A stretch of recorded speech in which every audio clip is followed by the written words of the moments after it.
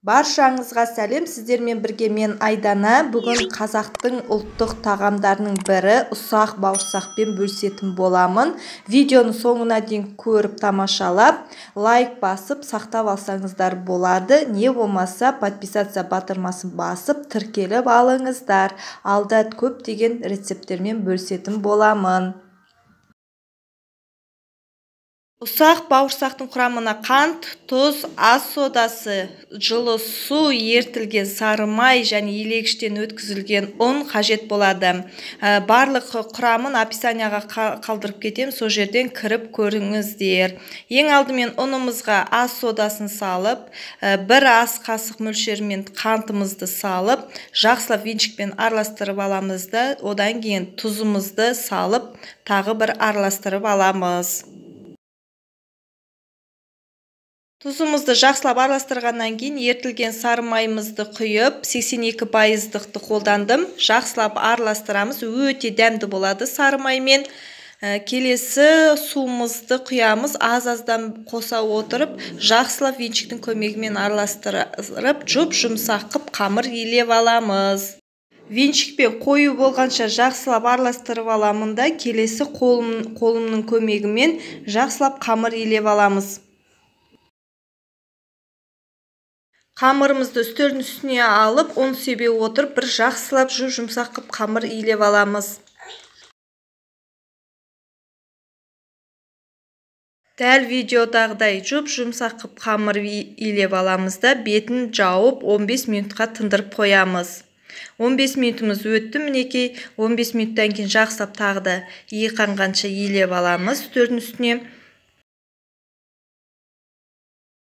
Пышақтың көмегімен қамырымызды төртке бөлеміз. Дәл видеодағыдай төртке бөліп, доп-домалақтап аламыз.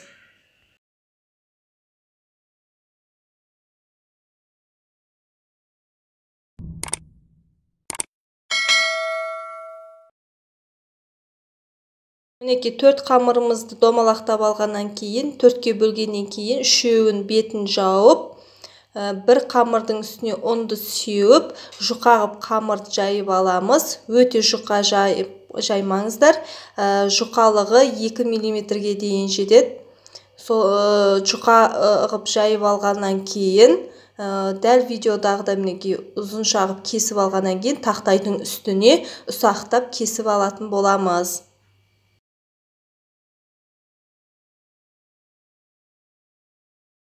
Кескен қамырларымызды дәл матаға жабыспайтындай ғып етіп, арасы ашық болған дұрыс. Келесі осылай дәл видеодағыдай жалғастыра береміз. Ұзынша ғып турап аламыз да, матаның үстіне салып, жабыспайтындай ғып етіп, арасын ашып қойып қоямыз. Одан кейін осылай міне толықтай барлығын осылай дізіп қойдым матаға. Келесі табамызға май құйып, қыздырып аламыз.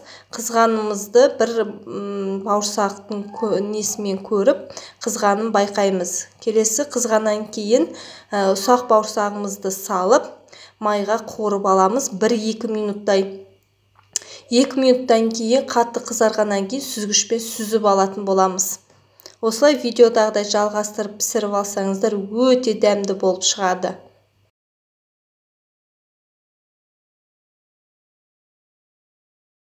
Келесі қалған бөліктерімізді үстіп жалғастыра отырып, сүзгішпен немесе ағашты қасықтың көмегімен араластыра отырып, қызарғанша 1-2 минуттай қуырып аламыз майға. Қатты қызып кетпесін, күйіп кетпесін, өте дәмді болады. Келесі одан кейін сүзгіштен сүзіп алатын боламыз табаққа.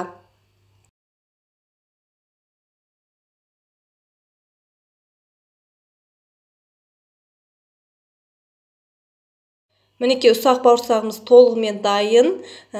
Бұл бауырсақты таңғы асқа және де бестің шайына ішсеңіздер өте керемет, әрі дәмді, жұп-жұмсақ, тіске басар, өте дәмді болып шығады. Жасап көріңіздер. Менің рецептім сіздерге ұнап жатса, лайк басып сақтап алсаңыздар болады. Подписация батырмасын басып, пікір қалдыруды ұмытпаңыздар. Сіздермен бірге болған мен Айдана.